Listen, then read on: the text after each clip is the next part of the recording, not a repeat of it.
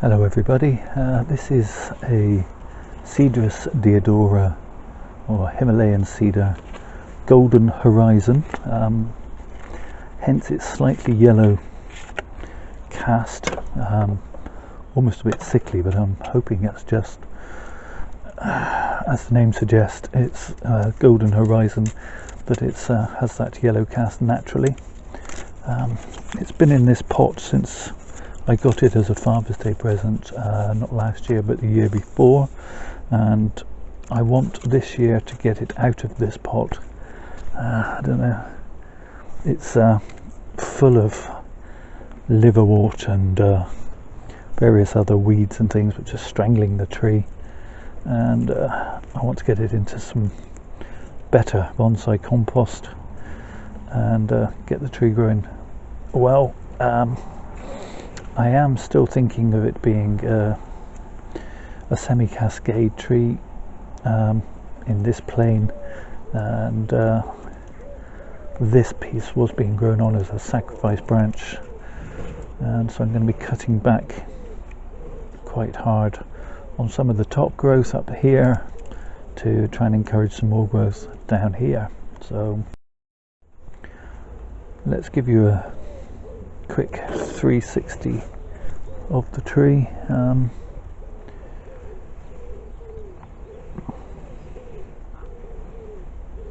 Fairly large specimen, and it's quite sparse at the moment, but it has lots of buds on it, so I'm hoping that that's a good sign.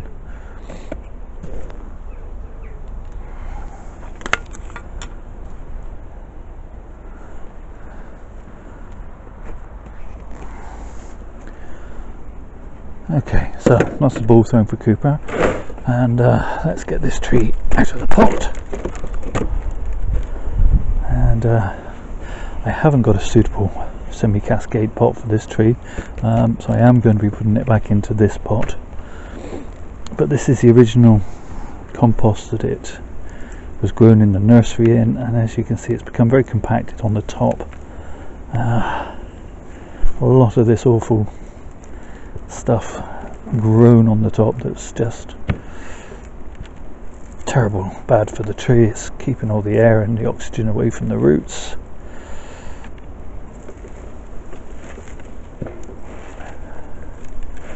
So just try and get as much of that and as much weed out as possible.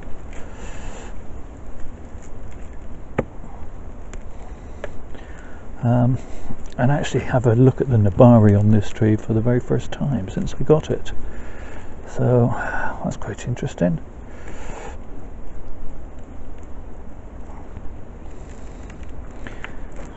Okay, so the question is, how low do I need to go to actually find the nabari on this tree? Quite a ways by the look of it.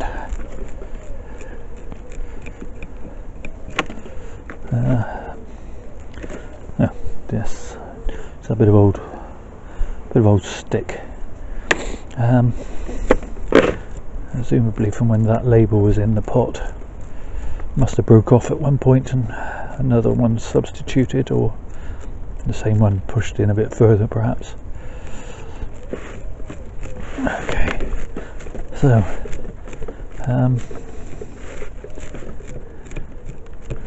this was very deep in the pot. We are beginning to find some root. Nothing substantial yet though.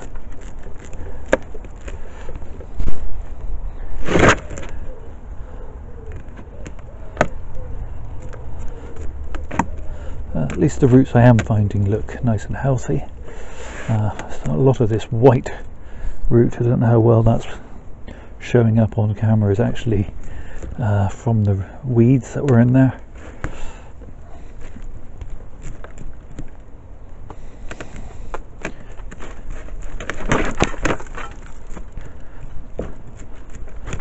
Okay, so there is a bit of an ugly graft there, but it's nothing I can't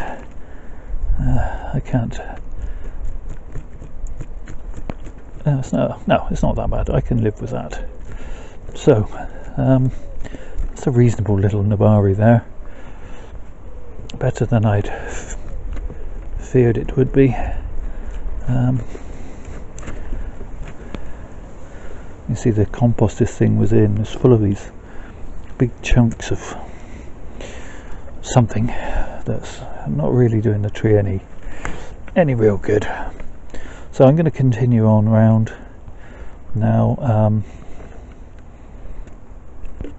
I'm not going to get all this old soil off,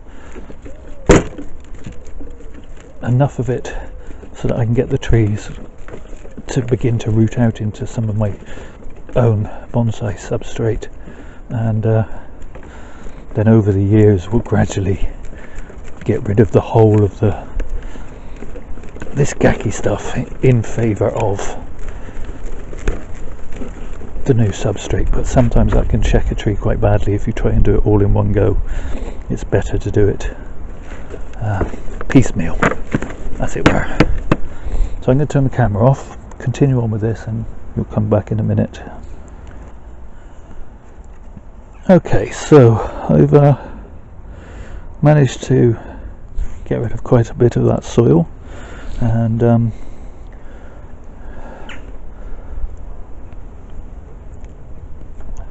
still quite a bit underneath, which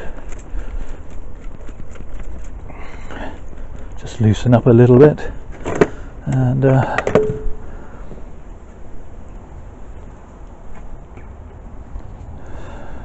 so just throwing the ball for Cooper. I'm just going to trim up some of these long roots like so.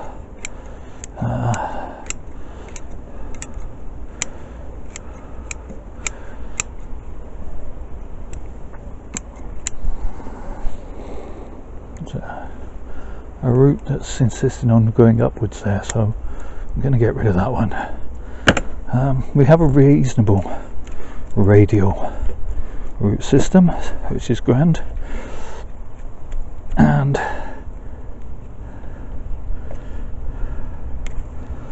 okay, let's get rid of that. Okay, so yeah, I'm going to repot this back into its the same plant pot that it was in, but in a gritty mix, and over time, as I say, I'm keeping a lot of the original gacky soil on rather than wash it off. They say a lot of evergreens it's bad to wash all of the soil off all in one go. I'll be honest with you, I don't entirely understand the science of that, or the whys and the wherefores, but sometimes you don't need to understand the science of it. So what I'm going to do is leave that, and as the tree continues to root out into the gritty root ball, every year it's repotted. Eventually all this will just disintegrate and disappear, and one day you just repot it and it will just be substrate. That's the theory. So let's do that thing. So I've got the original pot, and as you can see, it's got some big old holes in the bottom. Now my substrate's just going to go straight through that, so I'm going to use this tissue paper left over from something we use some tissue paper for, and that's going to sit in the bottom of the pot, and then I can put in my substrate and it doesn't fall out the bottom. And what will happen is that the tissue paper will allow moisture to soak through it, so when I water the tree, the water will still be able to percolate through, and eventually over the next few weeks the paper will rot away, and the idea is that by the time the paper rots away, the roots of the tree will be growing through that substrate and starting to hold it together. Obviously, if it's the pot's left undisturbed on the bench, all the stuff shouldn't fall out the bottom. That's the hope, and that's the plan. So let's just check that. No, it's going to need to come up some more, and I want to altered the planting angle, so it's a bit more like so. So let's put a bit more substrate in.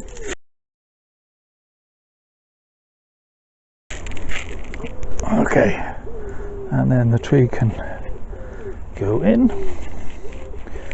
and should be a fairly simple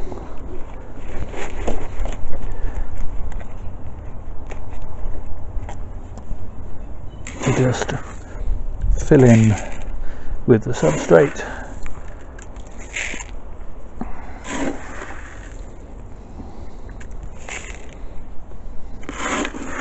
And because I've left a fairly solid mass in the centre with the roots sticking out, it's quite easy to make sure that the substrate is in contact with all of the roots,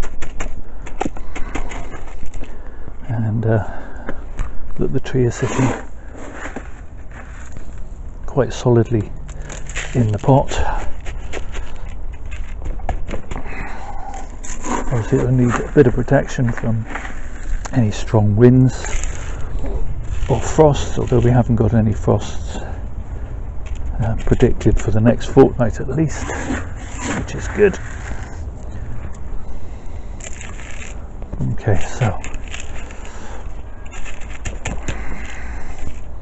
it's looking quite good. Just put a bit of a tease round, make sure it's getting in there nice and firmly, especially being at an angle. It's quite important that the tree is really firm in that pot. I think I'm going to sit a nice big heavy brick on top of there, just a big chunk of stone or something, just to make sure that the tree doesn't pull out of the pot if it does get too windy. Okay, so we're going to give that a drink. Okay, so I found myself a nice chunk of rock which is just going to sit there and help anchor the tree in the pot at this angle. And now what I want to do is, I have removed a fair amount of root, so I need to remove some growth from the top to compensate. So a few simple decisions. I'm just going to shorten the very top, shorten some of these side branches. We have a dead piece here. Well, maybe it isn't entirely dead. There are some green needles on the very end, but I'm going to shorten it back to a good set of needles anyway. This piece, if this is my new front, which it is at the moment at least, it's coming straight out and straight to the viewer, so I'm going to take it off. There's another nice piece just there anyway. This piece I'm going to shorten back.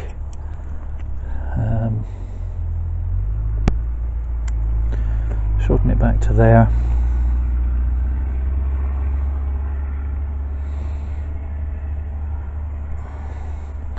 I'm going to remove this piece. I'm just going to shorten this piece back to a set of needles, and I'm going to lose this piece under here like so, and then I'm just going to tip the ends really of this part of the tree.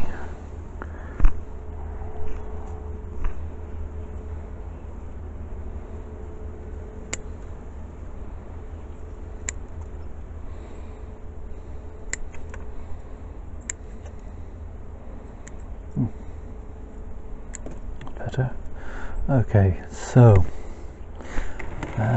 we've got a very long piece here, which I'm going to shorten right back.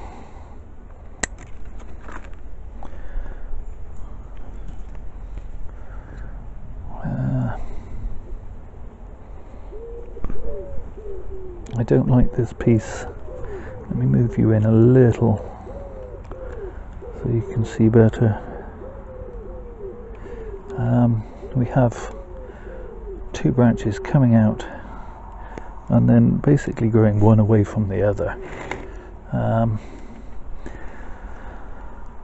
I don't really like that. I don't like the fact that it's growing out above this piece either. I'm going to risk it and I'm going to lose it entirely.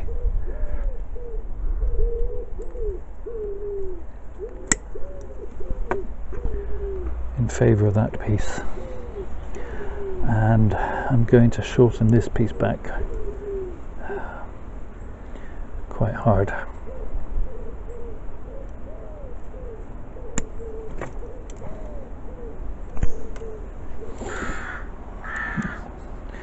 Forgive me, you just missed what I did. I took that piece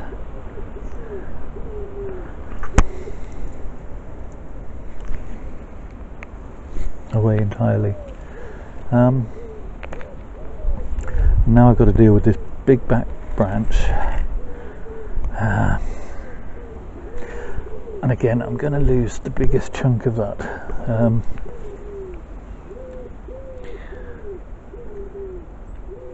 Let me zoom you back out a bit so you can see I'm going to lose this entire piece back to this little branch here.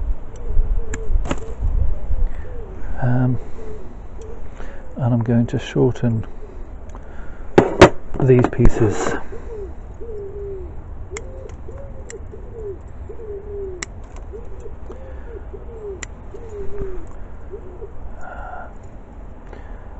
I'll take that right back to there.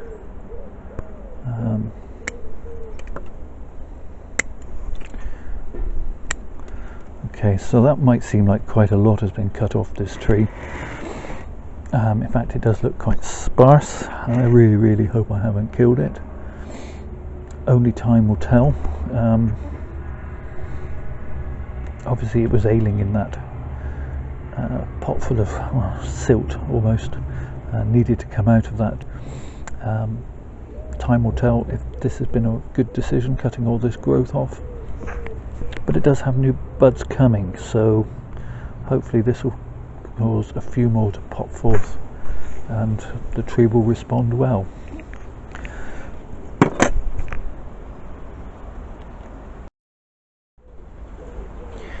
Okay, so let's give you a 360 of the tree.